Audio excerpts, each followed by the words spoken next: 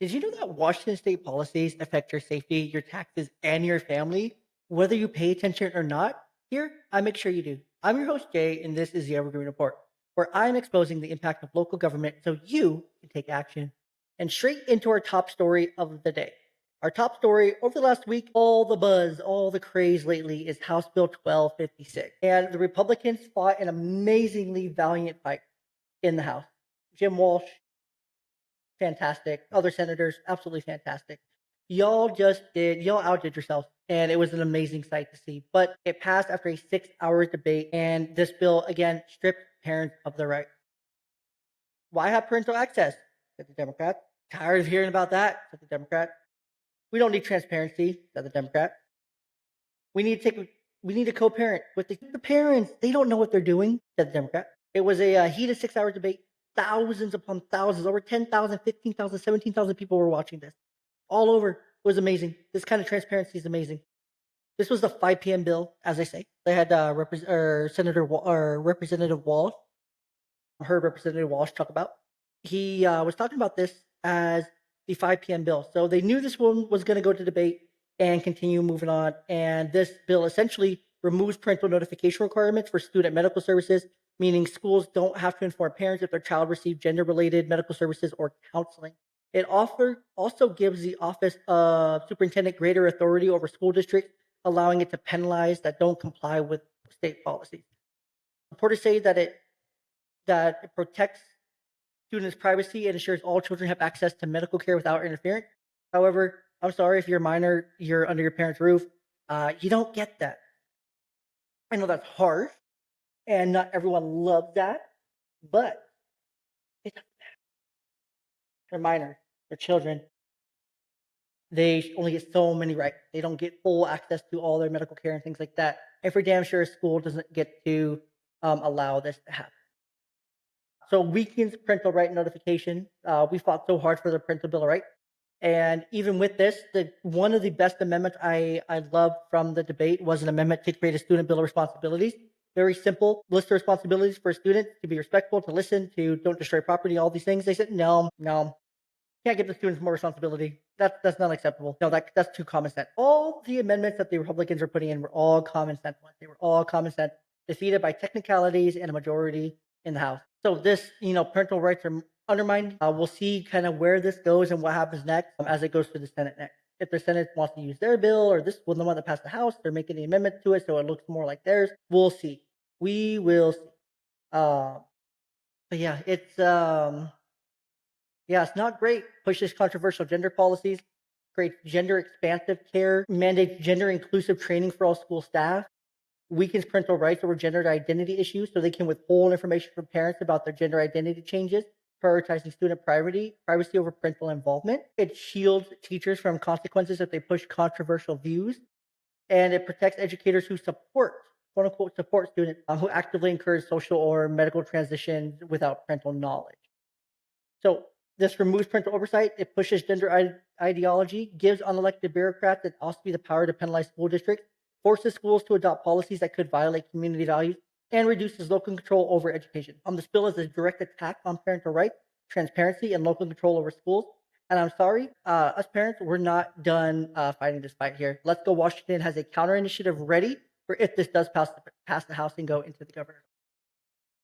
Where they're ready to fight, and if they fight, that is going to be well had. Well had. But that's our top story today. Let's jump into the Evergreen Ledger roundup. So we're going to go through 5 bills super quick because there's about 15 different bills, 28 pages of research here that I have on all these bills to break them down for you. So I'm going to try to get through all of them super quick and, just make the absolute best of it. So first one we got is House Bill 1356. This is the education property tax hike, which I believe I've talked about in the past. Uh, but it's increasing property taxes concerning K through 12 funding. Let me give you the breakdown of it real quick. It makes substantial changes in K through 12 funding, increasing property taxes, expanding government control, and worsening funding inequities across school districts. The major problems with this bill are significant property tax increases, even though it raises the cap on school district levies from $31,049 per student to $5,035 per student. more taxes, but no clear statewide funding solution. So it's just more taxes, but no funding solution for where the money is going to go. Removes enrollment limits on SPED funding without sustainable revenue. Expands bureaucracy with a new K through 12 funding equity work group. So why hire more people to manage this when you could just reallocate the responsibilities, state level department of education to match the need here. And the charter schools get limited funding while public schools get a windfall. So it's going to leave some of those charter schools behind. Charters will only receive local effort assistance funding up to the district's previous per student levy, but only if private donations do not push them past the cap. So it creates new hurdles for charter schools that public schools not face, reducing educational choice. So why the average person should oppose this bill? Massive property tax increases over the next several years does not fix funding inequities, just shifts more burden to taxpayers, creates long-term budget instability, and then hurts charter schools and increases bureaucracy. Those alone should be enough reasons for you to oppose this bill. Next, House Bill 2019. So House Bill 2019 is a bill that proposes a significant increase in Washington state estate tax, targeting high-value estates with drastic tax hikes and creating uncertainty for families, businesses, and farms. It drastically increases the estate tax on families and businesses, raises the exclusions amount to $3 million, up from $2.193 million. Tax rates jump from 10 to 20, 16 to 36, meaning that estates will be taxed at nearly double the sum bracket for the 2019 HBA than 252019. So their current tax rate, 1.2 million is 10 will be 16, 3.3 million to 4 million will go from 16 to 26 with this new bill. 6 million to 7 million will go from 19 to 35, and over 9 million will go from 20 to 38. It's fairly unfair. It doesn't match, anything that the people really want. These situations are already so hard. This bill, again, not a big fan of, but why you should oppose it is massive tax increases on estates, businesses, and family farms. Forces family to sell assets to cover taxes. Retroactive taxation creates legal uncertainty, drives wealth and businesses out of Washington, and expands government spending instead of fixing economic issues. Again, we don't have a revenue problem. We have a spending problem. I think the next episode we're going to do is a Taxapalooza episode, just to really break down the tax and what's going on there. House Bill 1334, automatic property tax hike. So it eliminates the 1% property tax growth limit. Local governments can only increase property taxes revenue by 1% per year unless voters approve a higher tax rate. House Bill 1334, property tax growth is linked to inflation and population growth with an automatic cap of 3% per year. Result, property taxes will rise every year without voter approval. Basically just, again, cutting you out of this one and going to make it harder to buy a home and just more and more ridiculous. So this eliminates voter control over property tax increases, results in automatic compounding tax hikes every year, makes home ownership and renting more expensive, removes safeguards that prevent government overspending, hurts middle-class families and seniors on fixed income. 1334 is a sneaking tax increase that will drive up property taxes year after year, making it harder for Washington families to afford their home. Why is the bad bill should be opposed? It introduces a mandatory. Next, it's House Bill 1921, the per mile driving tax. I'm sure you've heard about this by now, but it implements a mandatory per mile tax on all vehicles by 2029, doubles taxation. Drivers still pay gas tax and per mile fees. Mileage tracking required, so raising privacy concerns, and rural and long distance commuters are hit hard. So it begins a quote unquote voluntary program in 2027, but becomes mandatory starting in 2029. 2.6 miles per mile driven, applying to electric, hybrid, and gas powered vehicles with fuel economy over 20 miles per gallon. So again, if you have a fuel efficient car, hybrid, electric, and you get over 20 miles to a gallon, you're going to get charged 2.6 cents per gallon because you can afford it, apparently. Drivers will be taxed based on how much they drive on top of existing fees. So again, still going to have the tax. So it doubles taxation for many drivers per mile while still collecting gas tax from those who use fuel. So it's messed up. Hybrid and fuel efficient vehicle owners. This means paying both the per mile and tax and some gas tax. Rural area drivers will be disproportionately affected. So if you drive for work at all, you're going to get screwed in all this. Requires you to start reporting your mileage in 2026. You must submit odometer readings annually or potentially use tracking devices. Raises major privacy concerns about how mileage data is collected and stored. Increased costs for everyday commuters. Penalizes people who drive longer distances for work, school, or errands, creates a new cost burden in rural residents who have no public transit alternative. More money comes out of drivers' pockets to fund a complex new government program, which we don't even know what that government program is. So yeah, this is just a bad bill all in all. So please go and oppose this one because it's just really, really bad. I'm not a fan of it. You shouldn't be a fan of it, and it's just hurtful to our local economy here. It's just bad. The bad bill. And of course, the one thing I didn't mention is the tax on the tax. Yes, a tax on the tax. So once you get your total bill at the end of the year, you have an extra 10% tax on that. Yeah, yeah, fantastic, right? Isn't that just so amazing? Don't you just love that? Yeah, I want to talk about this one. House Bill 1136, Firearm Permit and Registration Bill, creates a mandatory firearm purchase permit system, mandates expensive and time-consuming training, universal firearm record keeping and potential registration, increases background check delays, violates Second Amendment right, ineffective crime prevention, and potential for government overreach. Ah, so again, that's just kind of the quick little view of it. We got so many bills to get to, and I don't want to take up a ton of time this evening or of your day here. So again, if you want more research on this, I'm more than happy to send you specifics. Just please ask, reach out, so I can send you more specifics on this bill specifically. Why you should oppose it? So it disproportionately affects law-abiding gun owners while doing nothing to curb criminal activity. It adds unnecessary costs and delays, making it harder for ordinary citizens to protect themselves. It could lead to a statewide firearm registry, which historically leads to gun confiscation effort. So again, trying to take our guns, Second Amendment rights. That's why we have a Second Amendment. It establishes government control over a Constitution right, which is a dangerous precedent. The state does not precedent the Constitution. The Constitution takes precedence over the state. This bill is a direct attack on our Second Amendment rights and places excessive burdens on responsible gun owners while failing to address the real causes of gun violence. So again, just think of that. That's really important just to remember. So that's our Evergreen Ledger, our legislative roundup. Let's jump into our crime and consequences section of the podcast today. Starting with House Bill 1274. House Bill 1274. This is one of the worst bills out there, I think, because it just undermines public safety as a whole. What is it? It retroactively changes sentencing laws, allows violent criminals to seek early release, and forces victims to relive their trauma while undermining the justice system. It grants resentencing opportunities for violent criminals. This includes convicted of serious or violent crimes such as armed robbery, assault, burglary, kidnapping, manslaughter. Allows convict felons whose sentences were increased due to juvenile offenses to seek resentencing. So it allows like those who committed these things as a juvenile to have their sentences reviewed as they become an adult and whatnot, which, you commit the crime, you do the time, right? You have to do what you're going to do.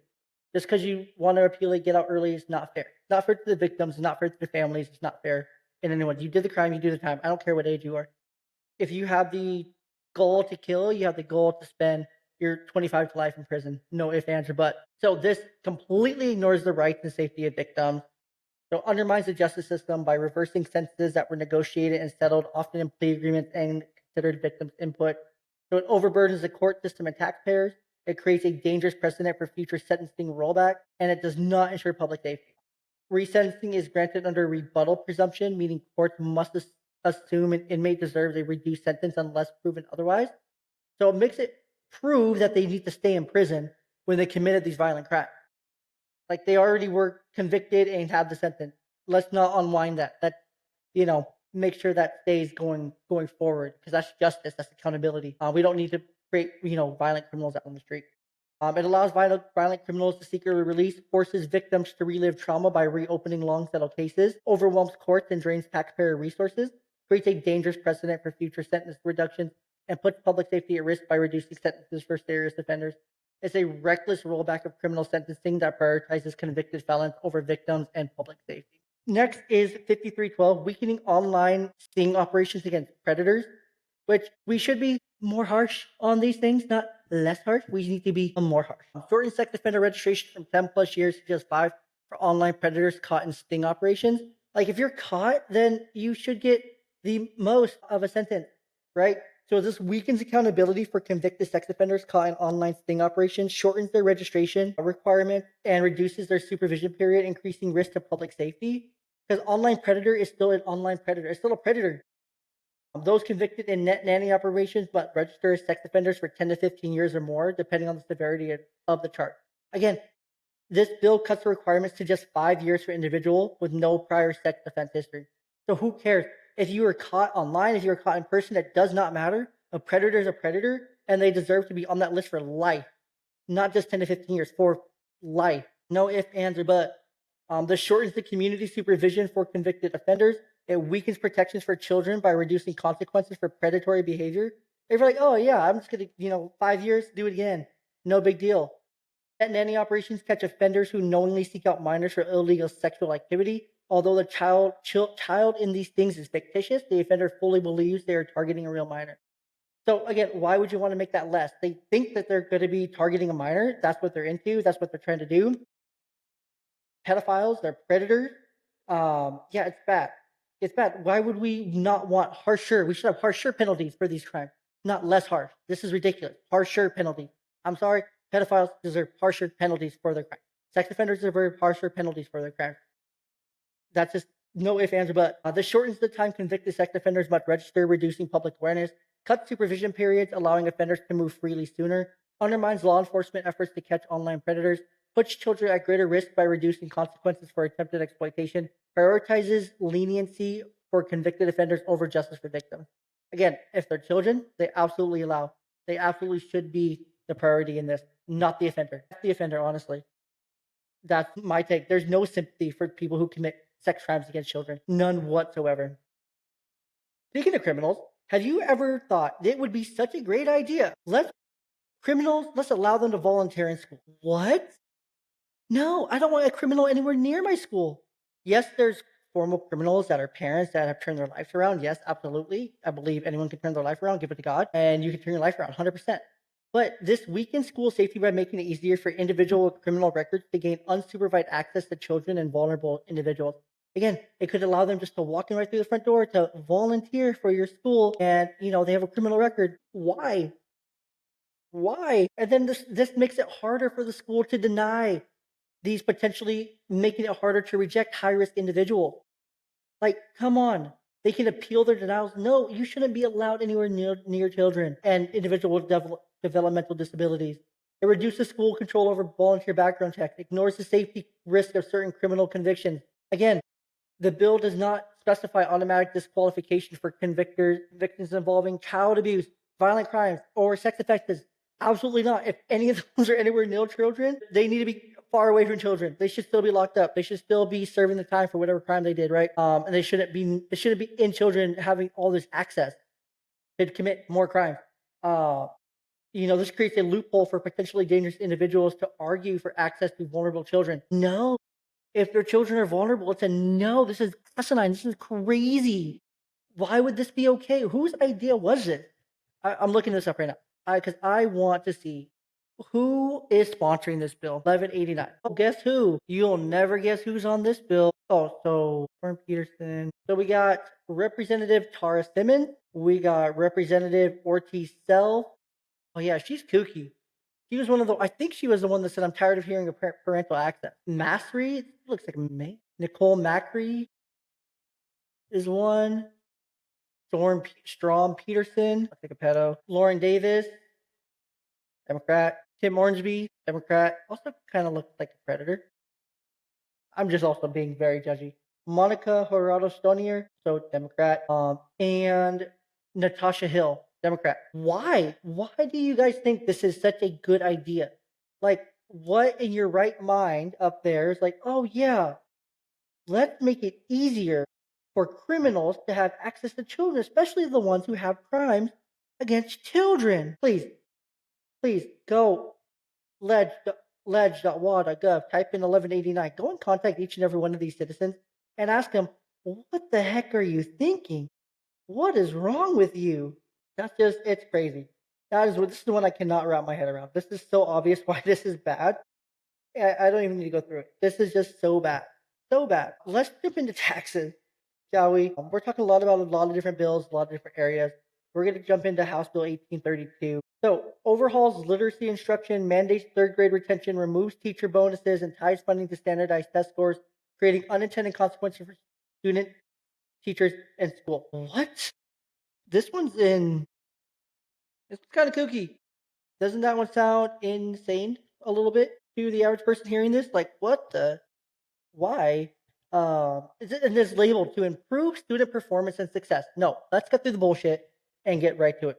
So this forces third grade students to repeat a grade if they fail a test. And this that students must pass the ELA exam or alternative assessment to move on to fourth grade.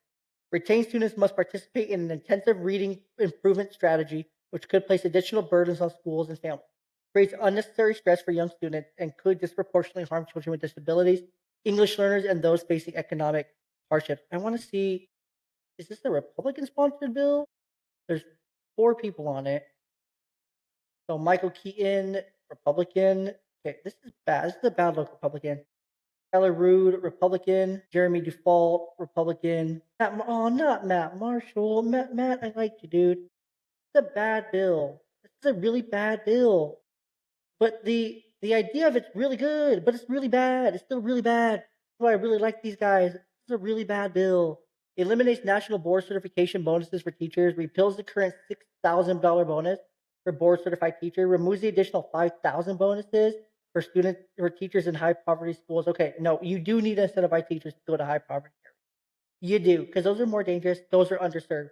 You do have to incentivize teachers to go there, good teachers to go there still. Schools receive extra funding if they show improvement on state math and ELA tests, meeting a 3% test score growth threshold in 2025 through 2027, receive $1,000 per student. By 2029-30, schools must have 80% of students meeting state standards to receive these funds. Punishes schools that uh, serve high needs population. Yeah, this needs a lot of fix. It's just a bad bill. Let's see. Mandate structured literacy and prohibits certain teaching methods. Forces all schools to implement a structured literacy program with must include systematic phonics, phonological awareness, and vocabulary instructions. Multi-sensory, multi-tittered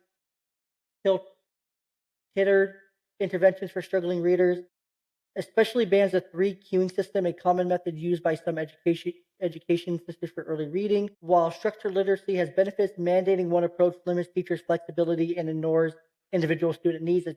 You need a certain pedagogy to meet every student's needs because every student learns differently. So again, Republicans, this is a bad bill. Increases in mandatory training, promotes Singapore math without clear justification, requires the OSPE to study the Singapore math method and consider replacing Washington's current math standards with it. While Singapore math has strengths, it's unclear why Washington could switch to an entirely different system. Very interesting, but overall, really bad bill. Sorry, Republicans, even you get trashed. Even my own party does get trashed. Huge. Again, this is another one of those. It's just bad. Rent control and landlord restriction caps the increases at 7%, which guarantees a 7% increase every year. This discourages new development. This discourages more economic freedom. Small landlords may sell properties, leading to fewer rental options. This doesn't help. This doesn't help. It's going to hurt the supply. Discourages new housing constructions. Increases costs and admin burdens on landlords. Shifts more power to the AG and state bureaucracy. Hurts small and independent landlords. And the average person should oppose this bill for a few reasons. Rent control discourages new housing development. Of course, you want your rent to go down, you want more housing to be built in your area. Caps on rent increases prevent landlords from covering rising costs, leading to lower quality housing. They shouldn't be price gouging. They should be making it affordable for everybody. Increases government overreach and bureaucratic control over private property. Forces small landlords out of the market, reducing rental supply and competition. Limits tenants' mobility, making it harder for new renters to find affordable housing. So again, another just bad bill. Okay, let's jump into our next segment, fentanyl and fallout. This is talking about drugs and homelessness. And there is a bill, Bill 1380, that would protect homelessness encampment. Yes, you heard that right. That's the solution here for homelessness encampments. Let's protect them. Let's protect them on public property. Can't do anything about it. Let's make it so we can't remove these things at all and make our city better or encourage people to get help to get off the streets or anything like that. Provide them resources. No. Let's allow it to happen. So this limits the government's ability to regulate the homelessness encampments on public property, invites lawsuits against cities, and creates legal ambiguity that will tie up resources in court instead of addressing homelessness. Again, it's one of those things that says homelessness on it to address it, but it doesn't actually address the homelessness at all. So it's one of those, oh, wait, this doesn't actually do anything kind of thing. Cities and counties would be required to prove that laws regulating public camping are objectively reasonable in terms of time, place, and manner. It's a vague standard and it prevents cities from enforcing existing rules on where and when camping is allowed. Allows individuals to sue cities over unreasonable enforcement of camping bans. Cities could face endless lawsuits challenging their ability to regulate homelessness and camping. And a similar law in Oregon led to lawsuits that resulted in hundreds of thousands of dollars in settlement. And it fails to address the root cause of homelessness. Instead of investing in shelter, addiction treatment, mental health services, this bill focuses on legal protection for encampment. I just don't get it. It's so obvious what the root causes are. Let's just attack those. Take all this energy and put it into those. Make bills for shelters, addiction treatment, mental health services. But no, we're gonna. God, I can't. Who is this? Who is this by? Gregerson, Mia Gregerson, Democrat. Sean Peterson, Democrat. Parsley, Lisa Parsley, Democrat. Tara Simmons, Democrat. Emily Alvarado, Democrat. Gary Pollitt, Democrat. Nicole Macri, Democrat. Natasha Hill, Democrat. Tim Ormsby, Democrat. Oh my God, this is such a bad bill. Why? Why? Like, I'm just stressed talking about it with you guys. Because instead of investing in these things, we're just going to allow it. It's not solved by allowing people to camp in public parks, sidewalks, or near schools.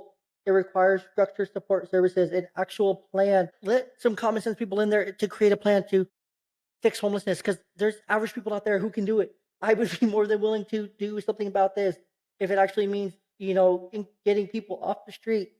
Heck, even ChatGPT could probably solve it. Just let ChatGPT solve it, and then you just fill in the blanks. I know some of you guys that are working in politics aren't that smart, but just use ChatGPT. I'm sure it'll give you a decent plan outline, at least. This bill forces communities to tolerate tent cities in public spaces. It removes the ability of local government to respond effectively to homelessness by setting legal traps for cities trying to enforce reasonable policy. It's just so frustrating. I'm so frustrated. I wish it made sense. It doesn't make sense. Make it make sense. Make it make sense. Literally, shelters, addiction treatment, mental health services. Those are literally the three things you need. If you can get those three things, some shelters set up, maybe some old rundown hotels, maybe some hotels that are failing, anything like that, maybe a hotel that just went under, anything like that, grab those, shelter, boom. Addiction treatment, bring that in, make that part of the hotel. Mental health services, bring those in to the shelter. Bada bing, bada boom. You can clean up a bunch of people's lives really quick. Bring them God, bring the church in as well, bring Christianity in, bring Jesus into these people's lives, and bada bing, bada boom, watch the magic happen in people's lives to turn their lives around. They will all make a U-turn for Christ, a U-turn for themselves, and a U-turn for their life. Yeah. Gosh. Sanitation would also be at risk. Your cities would be dirtier. Yeah, it's just so bad. Oh my gosh. And if you already hadn't sighed enough, how about I introduce you to House Bill 1696? Before I do, let me just make sure we covered everything. We covered this one. We covered House Bill 1296. We covered the property taxes. We covered estate. We covered that. We covered per mile tax, one of the crazier ones. We covered this awful Republican bill, which I wish I never saw. But again, we have to talk about it. We have to talk about it on both sides of the aisle. Did we talk about 1834? I don't think we talked about 1834, which amazing. So it violates your First Amendment rights and so it imposes broad and unconstitutional regulations on online services, increases government overreach, and sends dangerous precedents for online speech and privacy. Which, again, I don't know about you, but I like my free speech. I like being able to speak out openly against my legislatures and what I feel is going on, what I feel is wrong, and be able to, host a podcast without getting cop knocked out my door. And lo and behold, this is sponsored by Lisa Callan, Democrat, Dave Pohl, Democrat, and the list goes on and on. Barry, Levitt, Parsley, Bernard, Taylor, Doglio, Gregerson, Rammel, Ty, Shavers, Macri, Zahn, Eslick, Fossey, Burnban, Scott, Pollitt, Nant, and Cortez. And it's protecting children online. It's not protecting them. There's similar laws in California that have been blocked by federal courts for violating free speech rights. Restricts how social media platforms can display content, which courts have ruled is protected speech. The government cannot dictate how online services operate or what content users see, which again, this is where it kind of brings in the children here by not, monitoring it and keeping things away from children, which is, a bad part in it. It mandates age verification threatening online privacy, requires all websites likely to be accessed by minors to estimate users' ages, forces online platforms to collect and store more personal data, creates a surveillance system of all users. Again, minors, I'm sorry if you're a minor listening to this, which, props to you if you're a minor listening to this, but you don't have the same rights as an adult. And we need to stop allowing our kids to think that they have all these same rights as an adult because they don't until they're actually adult.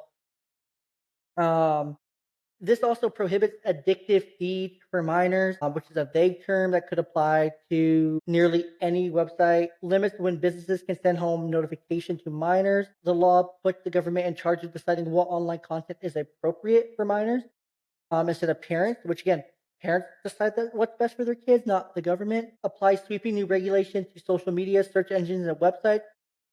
Subjects businesses to lawsuit under Washington's Consumer Protection Act. The bill assumes that banning addictive feeds and limiting notifications will prevent social media addiction. I mean, they're going to find ways around. Parental controls and digital literacy education are a more effective solution than government mandate, 100%. And heavy-handed regulations will make platforms less functional for everyone without solving any problem.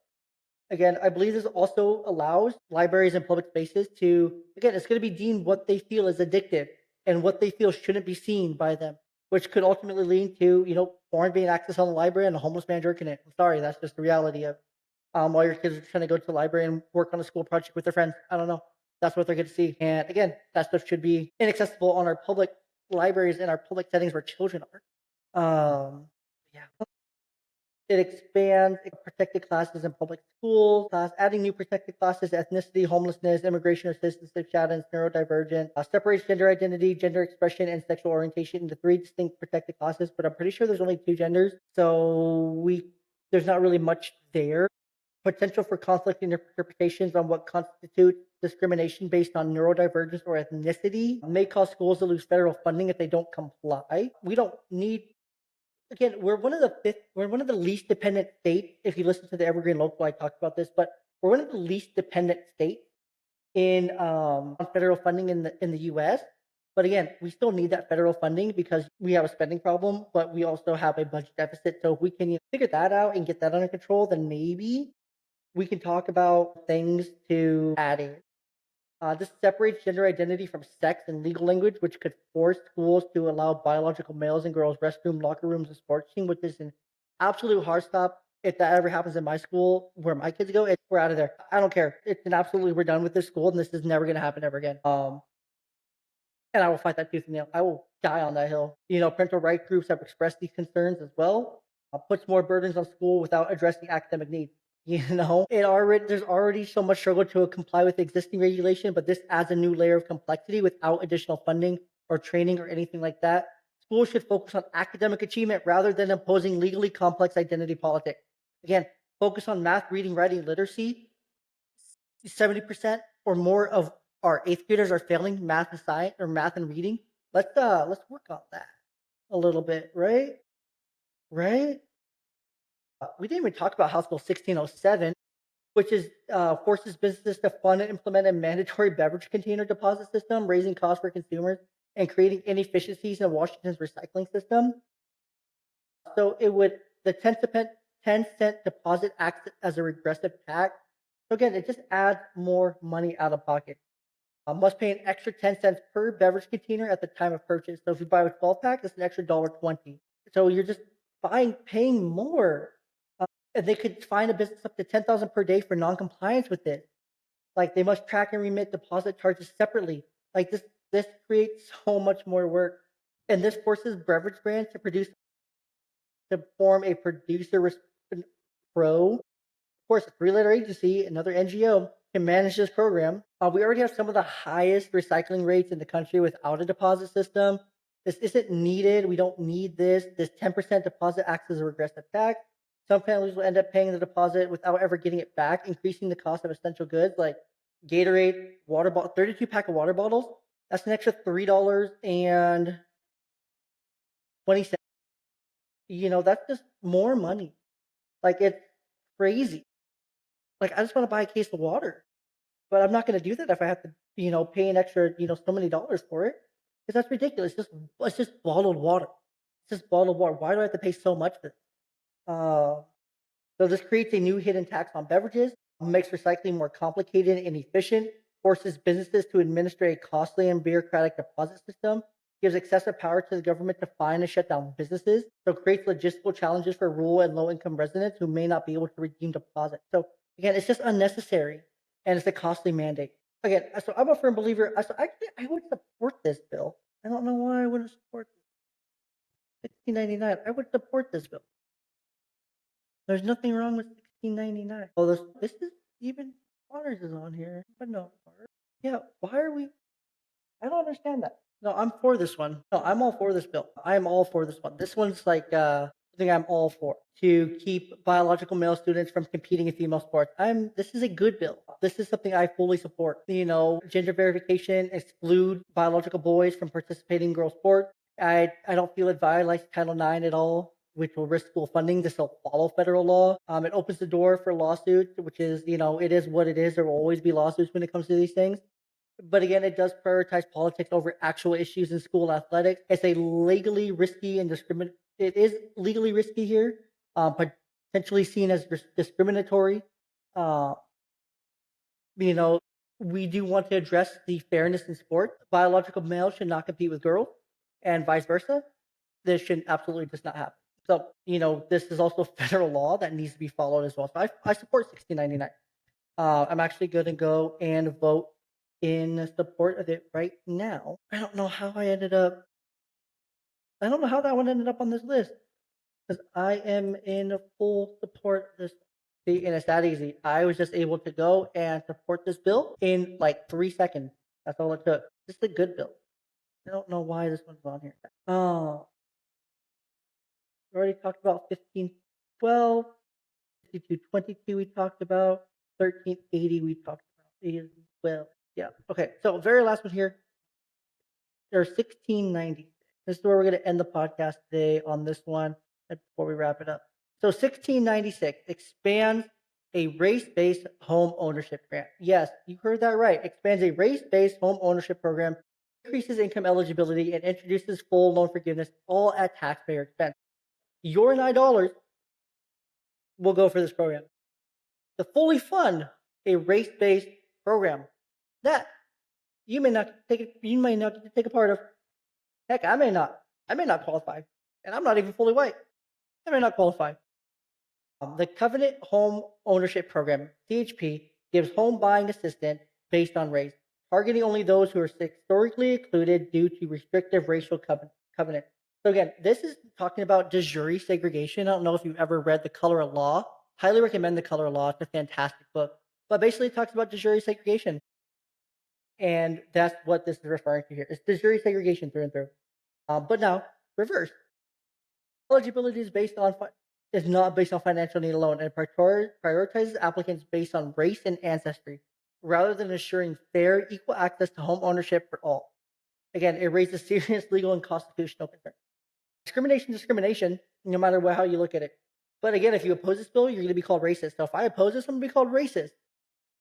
But the bill raises the eligibility limit from 100% to 120 to 140% for the area median income, AMI, which means higher income households will qualify for taxpayer-funded home ownership aid, even though the original intent of the program was to assist economically disadvantaged individuals. Taxpayers will now subsidize home purchases for people making well above the median income.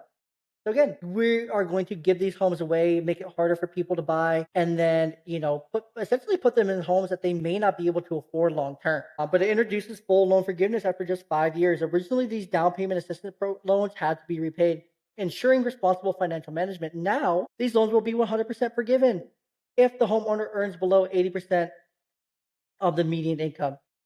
Wow, that's just great. Free down payment. This effectively turns these loans into grants, shifting the cost entirely onto taxpayers without ensuring financial responsibility from recipients. So again, it's just like, here you go, free money. Washington's taxpayers are funding a race-based home ownership program through a $100 recording fee on real estate transactions. Instead of assisting all first-time home buyers, the program selectively grants assistance based on race and historical residency status. Meanwhile, working-class families of all backgrounds struggling with homeownership get no assistance. The bill does nothing to reduce high housing costs or increase housing supply. Instead of tackling zoning issues, high permitting costs, or restrictive regulation, focuses on race-based subsidies rather than addressing the root causes of unaffordable housing. So again, it turns a flawed race-based home ownership program into an even bigger taxpayer burden while failing to solve the housing affordability crisis. So what's on your mind? Again, the final segment here, your voice matters. What's on your mind? Someone wrote in, asked the show here, should schools notify parents before providing medical services to students? Yes, absolutely yes. There should be nothing hidden from parents at any level of schooling, whether the kid's over 13, whether they're 5. No school should be able to make these medical decisions for these students, except for the parent. That's it. Yeah, that's kind of the end all be all. If you want to take a stand on any of these bills, it's very, very, very easy. You go to ledge.wa.gov, you type in the bill that we talked about, right? And you put in whether you oppose or you don't oppose or you accept these. And that's it. That's literally how simple it is. That's how easy it is. Um, and that's it. That's how you do it. You could oppose all these bills. 10 minutes now that you have some information about them, maybe less. So go and do that. Go and do that. Go and do it. Go and do it. Go, go, go, go, go, go, go. So again, know the facts, demand better, take action, and see you next time right here on the Evergreen Report. Remember to follow us on X and Instagram for updates between episodes at EvergreenRPT on both X and Instagram. And if you got a story, send us a message and we might feature it next time right here on the podcast. And until next time, like I said, know the facts, demand better, take action, and we'll see you next time.